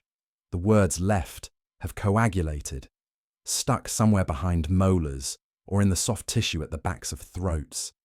Anything spoken now would taste stale. Mum reaches for the salt. Her hand trembles, just a little. The grains spill, scatter across chicken skin, some tumbling off the plate and onto the placemat. She sets the shaker down and stares at the crystals, like she's just done something significant. Maybe she has. Dad stands up and sits back down without explanation, checks his phone, then hides it under the table. He sighs like it matters, and all of us wait for him to say, "What's on his mind?" He doesn't. He looks back at his food, carefully wipes the knife on the side of his plate.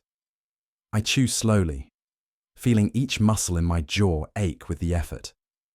It's remarkable what tiredness can do, how it pries open your hunger, turns even a banal meal into something insurmountable. To eat is to work. To swallow is a small surrender. Someone coughs again, a ragged sound that echoes above the television drone. We all pause, collectively, a silent count. Was that just a cough? The word "fine" hangs above the table like steam. No one says it. Instead, Dad pours water for everyone, leaving the pitcher dewy and sweating against the chipped tile. By the window, the sky stains itself indigo. Shadows collect at the corners of the room. The day folds itself up tight. When someone does speak, my brother, quietly, it's only to ask if we have homework, as if it's not a question already answered. Mum runs a hand over her face, says, "Just finish your food." That's all. Another scrape of tines, another hour passed. Even the food itself communicates exhaustion. The chicken tastes like fridge air. The bread sags at the crust, soft in the middle, bite after dull bite. Everything here is leftovers or afterthought, the edges of earlier ambition. I wonder when we became the family that eats this way, when silence turned from comfort to compulsion, when the desire to talk wore itself out around the same table that once held birthdays, laughter, the messy chaos of being together with nowhere else to be. Now, dinner is the denouement. We assemble, we chew, we wait for it to be over. Our faces, reflected dimly in the greasy window glass, pale and unfinished, like a meal abandoned mid-course. One more cough, and the day's final act ends, not with ceremony, but with the clatter of dishes and the shuffle of chairs. Each of us folding our exhaustion into the pockets of our jeans, carrying it off into the darkening house. You drift away and dream not of anything fancy or wild, but of blue skies and bread without rocks in it. Sometimes you dream of inventing weekends. Dreams come softly, sometimes tiptoeing right to the edge of waking with their quiet optimism. A gentle promise that the world can once again feel light. In these dreams, you do not fly above mountains or discover treasures beneath ancient trees. Instead, you wake to a table set with warm bread, baked just right, and the laughter of someone you love fluttering close by. The bread in your dreaming is always perfect, slices smooth and yielding, with not a single pebble to crack a tooth or jar you out of reverie. On certain nights, your mind works quietly on the puzzle of time, on how to make room for rest. What if the world had weekends, you ask in your sleep, and the answer slides easily into your dreaming? 2 days, held together by their own gentle gravity, pulling everyone out of the rush of chores and into a slower, kinder rhythm. You invent, for a few precious hours, the radical idea of pause. In your dream, the world listens. The bakery closes, the market falls silent, and neighbours wander, blinking, into the sunlight of a day that asks nothing of them. The details of these dreams are simple, almost ordinary, but they shimmer with their own secret brightness. You walk barefoot across grass that feels endlessly cool, the blue sky above cheerful and limitless, as if all of it had been made for you. The horizon is always within reach, never retreating no matter how far you walk.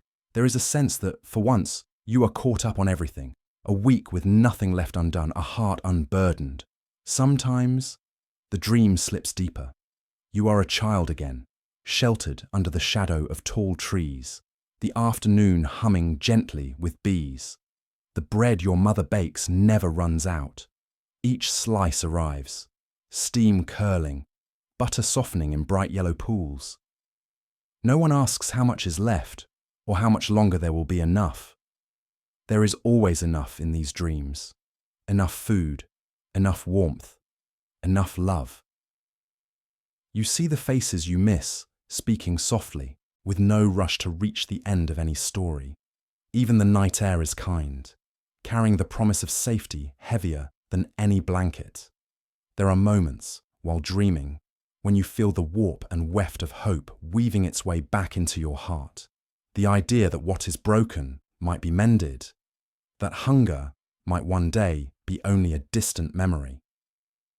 Oddly enough, when the world weighs heavily, your imagination takes you not to places of grandeur or wealth, but to these gentle comforts. Not castles, but clean bed sheets. Not feasts, but bread you can trust. Not exotic adventures, but a Saturday with nowhere to be. Somewhere deep in your mind, the notion of holiday is so radical it gleams like gold.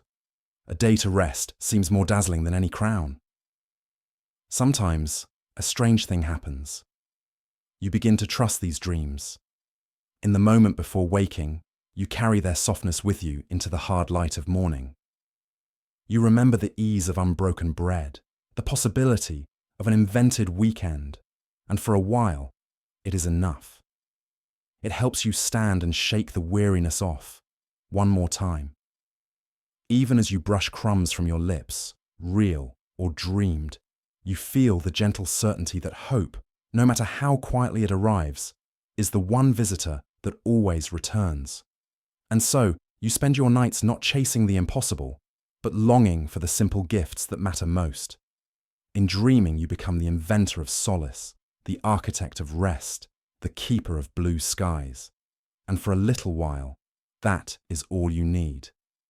The closest thing to a holiday is when the mind floods and you get an unscheduled, unpaid swim. Otherwise, business as usual. Birthdays are for the lucky. Even the word holiday means something else entirely in the mind. You hear it and picture snow, turkey, the rare treat of sitting still. But here, the only snow is the chalk dust you cough up. The only turkey is found in a pamphlet illustration, and the sitting is mostly huddling against a cold stone wall during a compulsory safety lecture that nobody really listens to, because the only safety that talks in the mine is luck itself. Sometimes a man would try for a holiday by calling in sick, faking a limp, or brewing up a cough, but miracles are thin on the ground, and sympathy thinner, and a day off usually means a docked pay or a docked finger. Either way, you pay. Holidays above ground pass almost unnoticed, though sometimes a supervisor will mention, almost as a joke, that it's Easter Monday, or Christmas Eve, or the Queen's birthday. These announcements often come just before he hands you another shovel and says there's a double shift. They're like the punchline to a particularly cruel joke. A man remembers, vaguely, the shape of feasts, his mother pulling pies from the oven, his father playing cards with uncles he hardly knew. But those memories fade, replaced by the gnawing routine of darkness, dust, and perpetual echo. At best, someone produces a scrap of a sweet, a hard candy saved up, cradled in a grubby palm like treasure. and the men gather, passing it among them all for a taste as if it were the Eucharist, laughing at themselves, at luck, at the idea of celebration. There are whispered stories. A lad who vanished for a week once showed up a day after Boxing Day, grinning wide and defiant. He said he'd spent Christmas above, seeing the lights, filling his lungs with clean winter air. He lasted 3 days before they fired him. Still, in those 3 days, everyone listened with rapt, hungry eyes. For a moment, the mine was that magical place just above, and for a moment, escape seemed possible. Stories like these get retold, stretched, reshaped, woven into the thin fabric of hope that carries men through tunnel after tunnel. A bit of myth to distract from the monotony. The closest thing to a real day off is the once-yearly forced evacuation drill. Alarms ring out, and everyone scrambles, blinking into the faint, too bright sunlight. It's not rest. It's clockwork chaos. Bosses with clipboards. Red-faced men counting heads. All with one eye on the ticking clock. You might get 20 blessed minutes away from the rumble and roar. The trick is to savour it. Note the sun's warmth. Breathe in 3 lungfuls of semi-fresh air and commit it to memory. It must last you until next year. Even these engineer-mandated pauses are tinged with profit and loss. Some men might get lucky and find a dry patch to sit on, close their eyes, and dream. Others are pulled aside, interrogated about attitude, reminded, in case they'd forgotten, how easily and quickly bodies disappear in a place like this. It's the sort of holiday that makes work look inviting again. And yet, in this vacuum where holidays are myths, workers find their own small ways to resist, to mark time. There's the ritual of choosing the shiniest pebble, the tradition of passing around a lucky tool that's never been broken. Little fragments of celebration cling stubbornly to the grim machinery of their days. For in the absence of official rest or recognition, camaraderie becomes its own holiday. The stories shared, the jokes cracked at a supervisor's expense, the soft singing as lamps flicker. All these are worth more than any bank holiday or government-mandated break. So, holidays. Only for those with the privilege of leaving. For the rest, there's always the hope that the mine will flood just enough to force a pause. Never enough for tragedy, just enough to remember. Up there, somewhere, the calendar means something else. Down here, time is just an unbroken line, marked only by echoes and the faint, persistent dream of a day off. Eventually, somebody with a monocle and too much paper notices children under 10 shouldn't be living like honey badgers. The first child labour laws begin to creak into existence. Spoiler, it's going to take several tries. At first, the laws are the bureaucratic equivalent of locking the lion's cage after the lion has eaten the zookeeper. The Factory Act of 1833, a bit like announcing, new policy, cats may only chase mice between 2 and 4 p.m, decrees that children under 9 can't work in textile mills, and anyone under 13 shouldn't work more than 8 hours a day. Noble ideas. In practice, inspectors are so scarce that imagine 4 overworked librarians patrolling the Hunger Games, armed with whistles. Mill owners squint at the vague, new rules and creatively redefine child. Suddenly, anyone under 4'3" is a very small adult. But the winds are changing. Reformers start popping up in Parliament. Earnest, mustachioed men in waistcoats, women wielding pamphlets with the ferocity of battle axes. Their speeches are equal parts fury and guilt. Can we, the proud engine of progress, truly call ourselves civilized if we treat the next generation as coal-fueled moles? Cartoons in penny tabloids depict soot-covered children with enormous eyes holding empty dinner plates, and Victorian mothers, fresh from the political sidelines, storm into public consciousness, demanding less Dickens, more decency. Of course, Not everyone jumps into the reformist conga line. Some factory owners, eyeing their ledgers, clutch their pearls and shriek. If we can't hire nimble-fingered 6-year-olds, who will thread the bobbins? Others warn that coddling working-class children will breed an entire generation addicted to idleness, the moral collapse of Britain, and, you guessed it, unmanned coal seams. Little by little, loopholes are stitched up. The Mines Act of 1842 does the radical, unthinkable, bans women and all children under 10 from working underground. Predictably, this prompts both celebrations and chaos, at least among the somewhat older kids now forced to swap mine tunnels for marginally less soul-diminishing jobs like brickmaking or farm labour. But for many families, the reform is bittersweet. Losing a child's wages might mean less bread on the table, even as lungs remain mercifully coal-free. Tough trade-offs made harder by the ludicrously slow drip of real, enforceable change.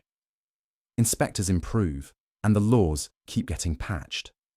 More Victorian societies and reformers, think Jane Addams, Lord Shaftesbury, and those with a talent for indignant letter writing, push for shorter workdays, safer conditions, and actual schools instead of the school of hard coal knocks.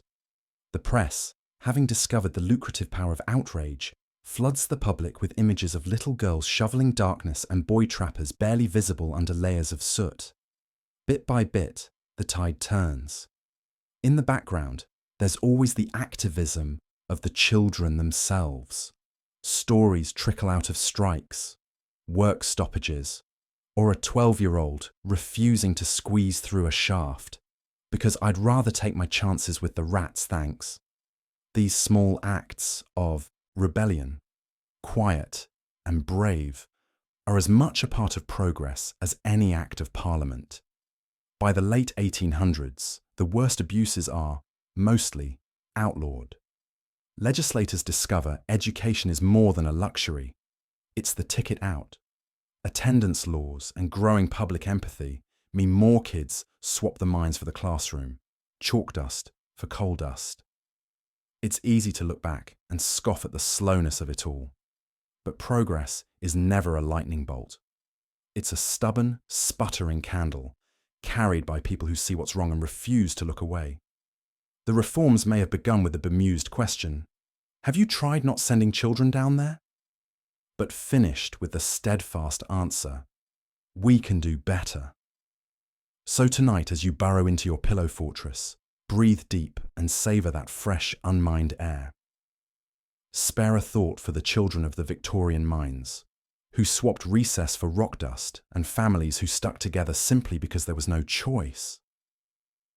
Remember, every comfort you now enjoy, light switches, weekends, shoes that fit both feet, exists thanks to the toughness and slightly grim sense of humour of those who survived days when daylight was a luxury. Maybe say a quiet, thanks to the world's stubborn, hopeful kids who made it through, candles flickering all the way, so that you could drift gently to sleep, undisturbed by coal dust, or foremen with canes, or the sound of distant, haunted coughing. Sleep easy, and know your worst day at work will probably never involve dynamite. Good night.